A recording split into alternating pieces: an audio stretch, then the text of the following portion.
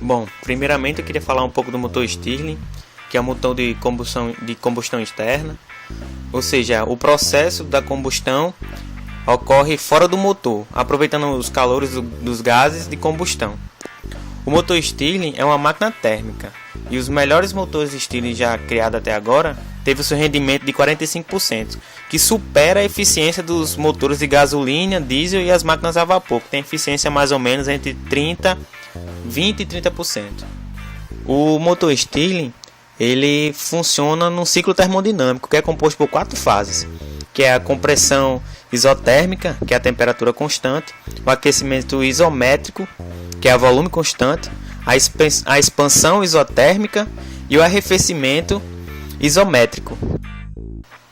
Como eu disse anteriormente, o motor Stirling é dividido em 4 passos, em que podemos mostrar na figura que o primeiro passo, o gás se encontra comprimido pelo pistão de potência, né? O pistão propulsor foi forçado a subir, o que proporcionou um aquecimento do gás, já que está aquecendo aí embaixo. O segundo passo, o aquecimento do gás aumenta a pressão e empurra o pistão para cima, para o limite mais distante do cursor de alimentação, que no caso é a chama aqui embaixo. O terceiro passo, dada a inércia do movimento, o pistão propulsor se desloca para baixo, movimentando o gás para as extremidades do cilindro, que no caso ele abaixa e o gás sobe. E o último passo, na última fase do ciclo, o fluido de trabalho é comprimido pelo movimento do volante. E vale salientar que esse passo requer pouca energia, já que o gás a ser comprimido se localiza nas extremidades frias do cilindro, que conduz a uma diminuição da pressão.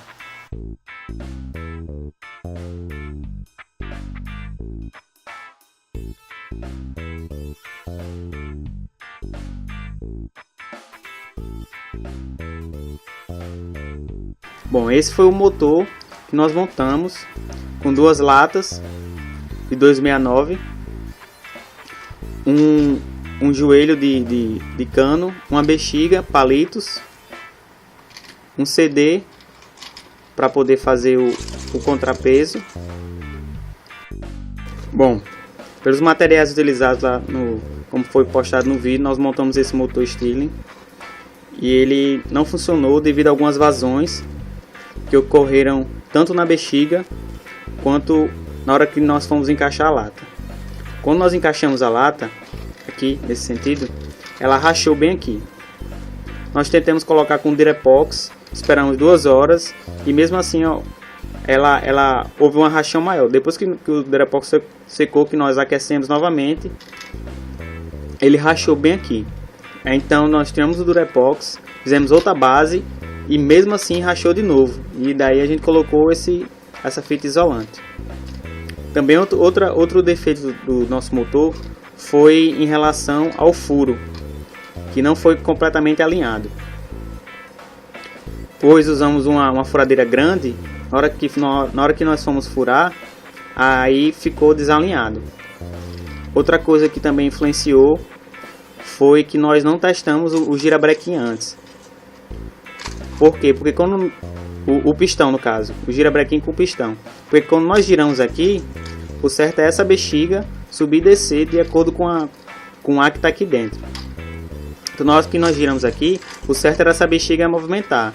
Isso caracteriza o quê? Que há uma evasão de ar. Então isso foi um dos motivos que o motor também não funcionou. Esse foi o motor esperado que a gente tentou. E agora nós vamos mostrar o que seria realmente, como ele funcionaria.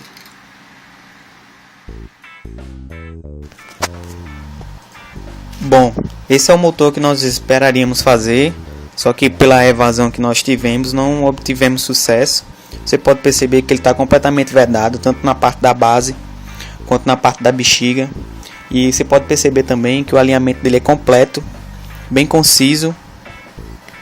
O girabrequim funciona perfeitamente. E você pode perceber que o CD fez um papel fundamental. Ó. Você vê que o arame está completamente alinhado, o furo completamente perfeito. E esse era o motor que nós esperaríamos fazer.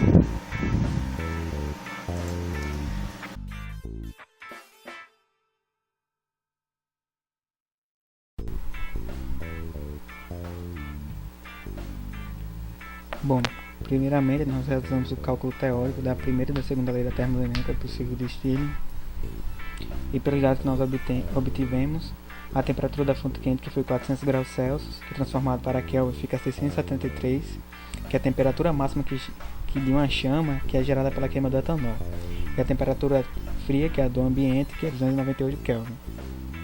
O volume que nós obtivemos, de acordo com o motor, que no meu caso é o cilindro, a gente obteve um volume inicial de 0,1413 litros, que é o volume quando o pistão desce, e o volume final quando o pistão sobe, de 0,1272 litros.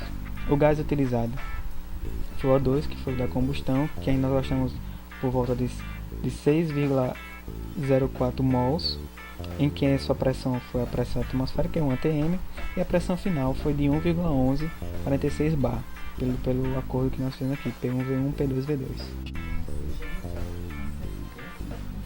A primeira etapa, que é a compressão isotérmica, pelo rendimento teórico, nós calculamos que o trabalho foi 3.552,8 joules, a energia interna é zero e a entalpia é zero, porque é uma compressão isotérmica, ou seja, a temperatura constante. Com isso, o calor é o oposto ao trabalho, já que dQ é igual a menos trabalho. Se dQ é igual a menos trabalho, então dQ é menos 3.552,8 joules. E a entropia obteve um valor de menos 5,28 joules por Kelvin elevado a menos 1.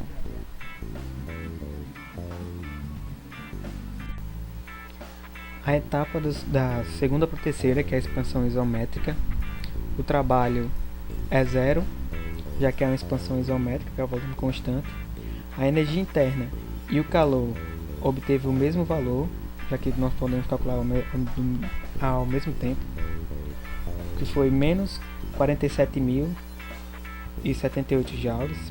A entalpia, que é ΔH QV mais V ΔP, foi de menos 47,076, e a entropia, pelo mesmo jeito que ds integral de CVT/dt, teve um valor de menos 102,28 joules Kelvin menos 1. A etapa 3 para 4, que foi a expansão isotérmica, obteve um trabalho de menos 3.552,8 joules. A energia interna foi zero, já que é uma expansão isotérmica, e a entalpia também foi zero, já que se trata de uma expansão isotérmica. O calor, como sempre, é o oposto ao trabalho, que é dQ menos o trabalho. Então, já que o trabalho foi 3.558,8 joules, então o calor no caso ficou positivo, fica 3.552,8 joules. E a entropia encontrada foi de 5,28 joules Kelvin menos 1. Essa foi a expansão isotérmica.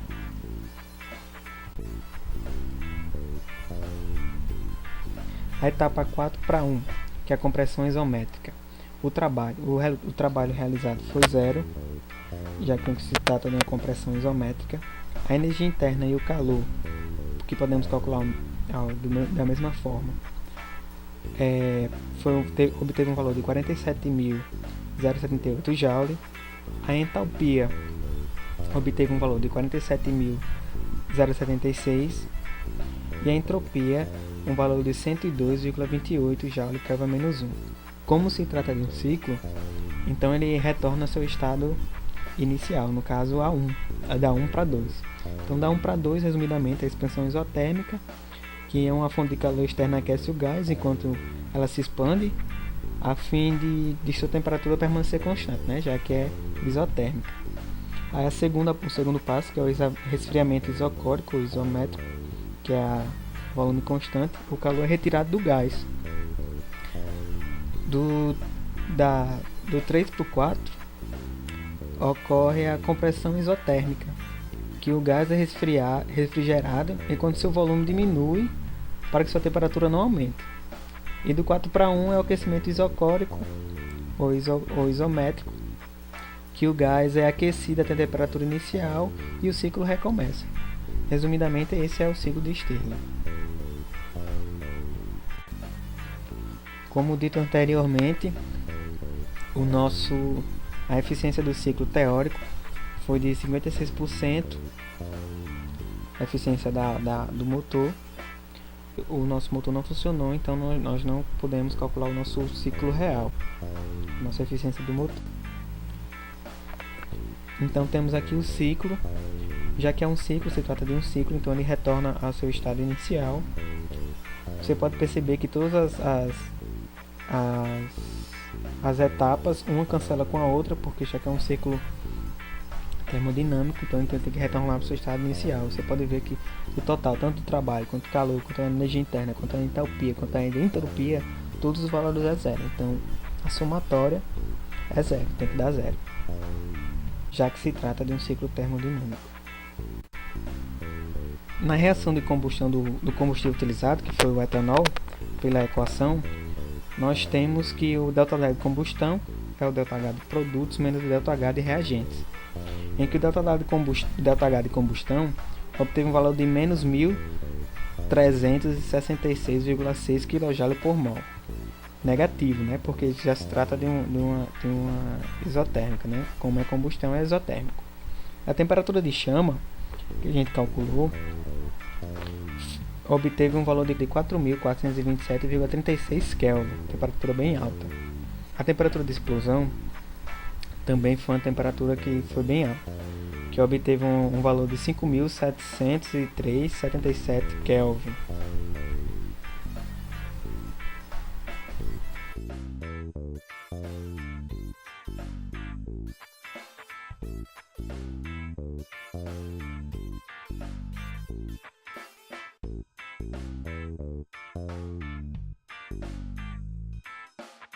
Bom, aqui é a montagem do barco, já ele pronto.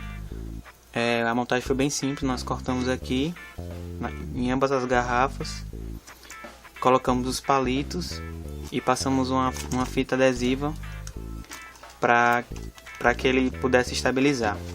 Foi um estilo catamarã, porque nós priorizamos a estabilidade e a leveza. Bom, é isso.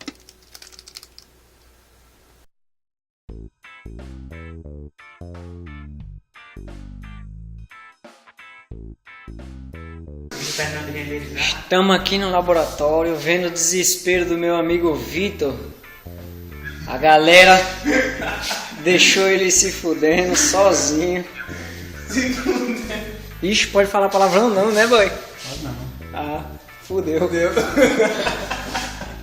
Então tá a galera aqui. A galera não, tá a Vitor se matando nos 45 do segundo tempo. O YouTube é liberado, tá ligado? Tá o quê? O YouTube é liberado. Você já mandou seu trabalho? Tá aí. Sim, tá passando ainda? Tá 62 minutos. Não, 62%. Ah, sim, precisa de 62 minutos. Cadê? Pronto. Aqui, ó. Eis o desespero de um homem. 66. Sim, pra juntar, né? Pelo menos não, pra negociar. Vai ser 2. Tá filmando ainda aí? Olha o desespero, tá manchado aqui. Manda um alô aí, galera. Vai pro making off, hein? Vai pro making off, hein?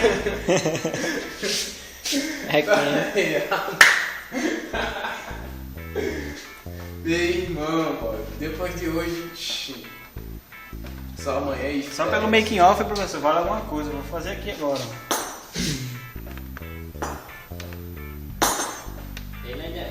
Eu ainda acertei a questão 2, pô.